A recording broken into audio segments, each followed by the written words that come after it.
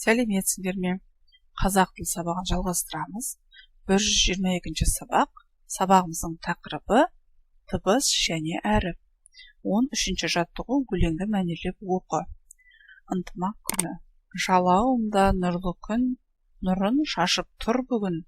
Паш етеді ол халқымның ынтымағын, бірлігін.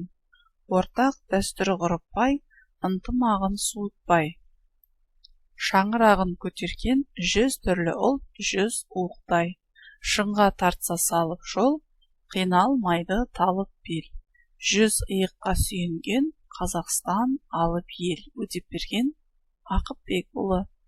Өлең мазмұны қай мерекеге сәйкес келеді? Қазақстан халқының бірлігі күні. Екінші сұрақ. Өлең неліктен? Ол мереке қалай аталады? Өлеңнің ынтымақ күні деп аталуы себебі біз көп ұлтты халықпыз, бәріміз бір шаңырақтың астында тату-тәтті тұрамыз. Қалай ойлайсың?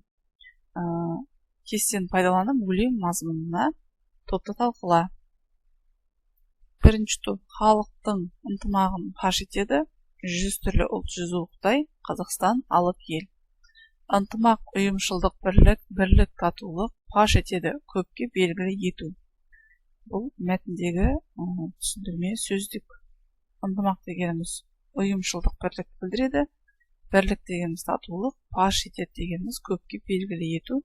Ғұрып дегеніміз ежелден орныққан әдеттілік, ұстанымдар мен ырым тыйымдардың қажеттілікке байланысты дағдылы қалыппен және ретпен атқарылатын ұжымдық іс-әрекет. Қарамен жазылған сөздердің түбірін тап, түбір сөздің жазылуындағы сөздердің өзгерістің себебін түсіндіріп көр. Халқым, ынтымағын, бірлігін. 14-ші жаттығу мәтінді көркем жаз.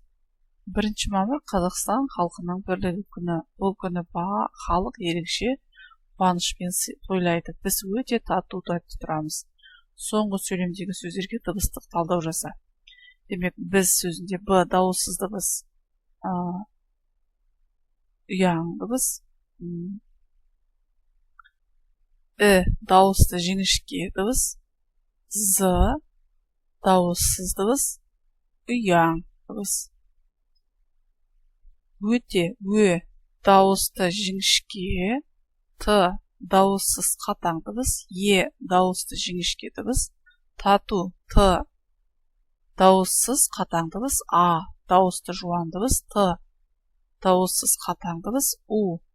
Бұл жерде дауысты болып келіп тұр, жуан. Тұрамыз, т дауыссыз қатаң дыбыс, о дауысты жуан дыбыс, р үнді дыбыс дауыссыз, а дауысты жуан дыбыс, м үнді дыбыс дауыссыз дыбыс, дауысты жуан, з ұяң дыбыс дауыссыз. 15-ші жаттығу мақалдардың жалғасын тауып жаз. Ырыс алды ынтымақ, бірлік болмай тірлік болмас. Б дауыссыз дыбыс, ұяң.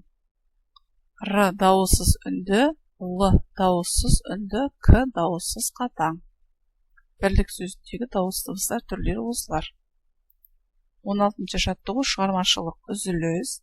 Суреттегі торкөзге ф әрпі бар сөздерді тауып жаз. Сол сөздерді қастырып сөйлем құра. Фабрика, флейта, телефон. Менің әпкем тігін фабрикасында жұмыс істейді. Айдана флейта аспабында жақсы ойнайды. Мен досыма телефон соқтым. 17-ші жаттығу сөздерді тап, олардан сөз жұмбақ құрастырып көр. Сөзді құрайтын тілдік бірлік ол дыбыс.